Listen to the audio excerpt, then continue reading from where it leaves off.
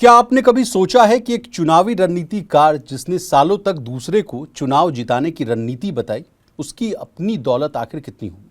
पहली बार चुनावी मैदान में उतरे जनसुराज के संस्थापक प्रशांत किशोर ने जैसे ही नामांकन दाखिल किया, उनके चुनावी हलफनामे ने करोड़ों की संपत्ति का पूरा हिसाब खोल कर रख दिया। करीब 198 करोड़ रुपए की पारिवारिक नेटवर्थ, 3 साल में 241 करोड़ की कमाई, 99 करोड़ का दान, करोड़ों के शेयर्स, एफडी, कई शहरों में आलीशान संपत्तियां और यहां तक कि एक बंद पड़ी राइस मिल भी। आखिर प्रशांत किशोर की कमाई का स्रोत क्या है? उनके पास क्या क्या संपत्तियां हैं और कितना कर्ज है? आइए इस रिपोर्ट में जानते हैं उनकी पूरी दौलत का जो है लेखा जोखा। नमस्कार, आप देख रहे हैं मनी 9 और मैं हूं आपके साथ विशाल शर्मा। देखिए, पहले जो हलफनामा जो उन्होंने पेश किया है उसके मुताबिक कितनी करोड़ की इनकी जो नेटवर्थ है, इससे कहानी की शुरुआत करते हैं। प्रशांत किशोर के पास कुल 198 करोड़ की पारिवारिक नेटवर्थ है, जिसमें उनकी पत्नी डॉक्टर जाह्नवी दास और एक आश्रित यानी बेटे की संपत्तियां जो है वो शामिल हैं।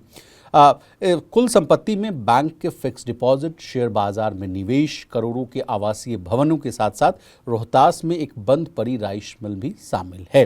अब 3 साल में 241 करोड़ की कमाई और 99 करोड़ का दान वाला मामला जो है उसको बेहतर रूप से समझ लीजिए। देखिए, प्रशांत किशोर ने साल 2025 में एक बड़ा खुलासा करते हुए बताया था कि उन्होंने जो है विभिन्न कंपनियों और जो है कंसल्टेंसी देकर 3 सालों में कुल 241 करोड़ की कमाई की थी। इस मोटी कमाई में से उन्होंने जो है 30.95 यानी 31 करोड़ के आसपास का जो है जीएसटी और 20 करोड़ का जो इनकम टैक्स जो है वो सरकार को चुकाया था। इसके अलावा जनसुराज अभियान की जो है औपचारिक रूप से रणनीतिक या समझिए राजनीतिक दल बनने से पहले उन्होंने इस मुहिम को सुचारू रूप से चलाने के लिए करीबन 98.75 करोड़ यानी 99 करोड़ की जो है भारी भरकम राशि जो है वो दान में भी दी थी। तो चलिए चल और अचल संपत्ति के पूरे डिटेल्स को सबसे पहले समझने की कोशिश करते हैं। देखिए, प्रशांत किशोर के परिवार के पास कुल 111.78 करोड़ की चल संपत्ति है और 86.29 करोड़ की अचल संपत्ति है। चल संपत्ति के मामले में प्रशांत किशोर के पास 22 करोड़ से अधिक की संपत्ति है, जबकि उनकी पत्नी जाह्नवी दास के पास 89 करोड़ से अधिक की चल संपत्ति है। बेटे दैविक भारद्वाज के नाम पर 7,19,281 रुपए दर्ज हैं। तो अचल संपत्ति की बात करें तो प्रशांत किशोर के नाम 73 करोड़ की और उनकी पत्नी के नाम 12 करोड़ से अधिक की प्रॉपर्टी है। अब आइए, कहाँ उन्होंने निवेश किया है, कितना सोना चांदी यानी आभूषण है, और कहा तो ये भी जा रहा है कि इनके पास एक राइस मिल भी है। इस मामले को भी समझते हैं। चलिए, हलफनामे के अनुसार प्रशांत किशोर के पास एचडीएफसी बैंक में 7.36 करोड़ की एफडी है यानी फिक्स डिपॉजिट है, जबकि उनके पास 1.35 लाख की जो है पन्ने वाली सोने की अंगूठी है। उनकी पत्नी के पास विधास वेंचर्स प्राइवेट लिमिटेड में 95.26 करोड़ के बुक वैल्यू के शेयर हैं और 64.58 लाख के सोने चांदी के आभूषण हैं।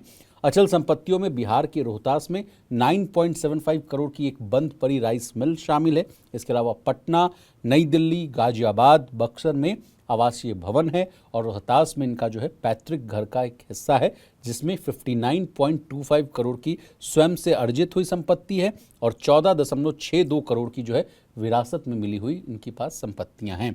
अब कितनी देनदारियां इन पर है, टैक्स का स्टेटस क्या है, ये भी जान लेते हैं। देखिए, प्रशांत किशोर के पूरे परिवार पर कुछ जो है कर्ज भी है। इसका डिटेल प्रशांत किशोर ने जो है अपने चुनावी जो है हलफनामे में भी दिया है, जिसमें सब कुछ बताया गया। अब सबसे पहले प्रशांत किशोर पर कितना कर्ज है ये जान लेते हैं। स्वयं देखिए, प्रशांत किशोर पर 5 करोड़ से अधिक की जो है देनदारी है, जो मुख्य रूप से फिक्स डिपॉजिट के एवज में एचडीएफसी बैंक से लिया गया लोन है, यानी एफडी के एवज में इन्होंने लोन लिया है सर। अब पत्नी के पर कितना कर्ज है ये समझ लेते हैं। उनकी पत्नी पर 55 लाख की देनदारी है, जिसमें 50 लाख का पर्सनल लोन और किराए के बदले दी गई सिक्योरिटी डिपॉजिट शामिल है। टैक्स का क्या स्टेटस है? राहत की बात यह है कि प्रशांत किशोर या उनकी पत्नी पर कोई भी आयकर या जीएसटी का बकाया लंबित नहीं है। इसके साथ ही सरकारी आवास या परिवहन से जुड़ा कोई भी सरकारी बकाया नहीं है। तो ये रहा प्रशांत किशोर के एसेट डिक्लेरेशन की स्टोरी। अब जाते जाते कौन है प्रशांत किशोर, आसान भाषा में समझिए। देखिए, प्रशांत किशोर भारत के सबसे चर्चित जो है इलेक्शन स्ट्रैटेजिस्ट और अब जो है राजनेता हैं। उन्होंने कई बड़े नेताओं और राजनीतिक दलों के लिए जो है चुनावी रणनीतियां बनाई हैं। उनकी बनाई रणनीतियों को कई चुनावों में जो है सफलता भी मिली है, जिसके बाद उन्हें देश के सबसे प्रभावशाली जो है चुनावी रणनीतिकारों में गिना जाने लगा है। अब उनकी शुरुआती जीवन की बात करें तो उनका जन्म जो है 20 मार्च 1977 को हुआ था। रोहतास, बिहार में इनका जन्म हुआ। पेशे की शुरुआत इन्होंने जो है पब्लिक हेल्थ एक्सपर्ट के रूप में की थी।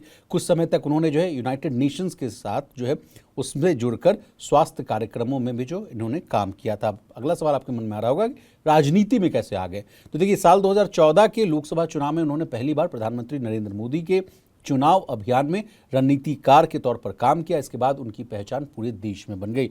अब प्रधानमंत्री मोदी साहब का नाम आ रहा है तो और किन किन नेताओं के साथ काम किया, अगला सवाल आपके मन में ये आ रहा होगा। तो देखिए, प्रशांत किशोर ने कई बड़े नेताओं और पार्टियों के चुनाव अभियान जो है संभाले, जिसमें शामिल है नरेंद्र मोदी 2014 लोकसभा चुनाव, नीतीश कुमार बिहार विधानसभा चुनाव 2015, कैप्टन अमरिंदर सिंह पंजाब 2017, और फिर जगन मोहन रेड्डी आंध्र प्रदेश 2019, ममता बनर्जी पश्चिम बंगाल 2021, एम.के. स्टालिन तमिलनाडु 2021। अब जिस संस्था के लिए ये काम करते थे या वहाँ जिससे उनकी नाम पहुँच बनी, आईपैक का शब्द बार बार इनसे जुड़ता है। चलिए, आईपैक क्या है ये समझ लेते हैं। देखिए, प्रशांत किशोर ने इंडियन पॉलिटिकल एक्शन कमेटी यानी आईपैक की स्थापना की थी। ये एक राजनीतिक रणनीति और चुनाव अभियान चलाने वाली संस्था है जो चुनावों के दौरान डेटा एनालिसिस, प्रचार का अभियान, सोशल मीडिया, सर्वे और जमीनी रणनीति तैयार करने का काम करती है। जनसुराज की शुरुआत कब से हुई? आईपैक छोड़कर जनसुराज की एंट्री हुई थी, उसकी शुरुआत हुई थी। देखिए, साल 2022 में उन्होंने बिहार में जनसुराज यात्रा की जो है शुरुआत की। इसका उद्देश्य लोगों से सीधे जुड़ना और बिहार में एक नया राजनीतिक विकल्प तैयार करना था। बाद में इसी अभियान से जनसुराज पार्टी का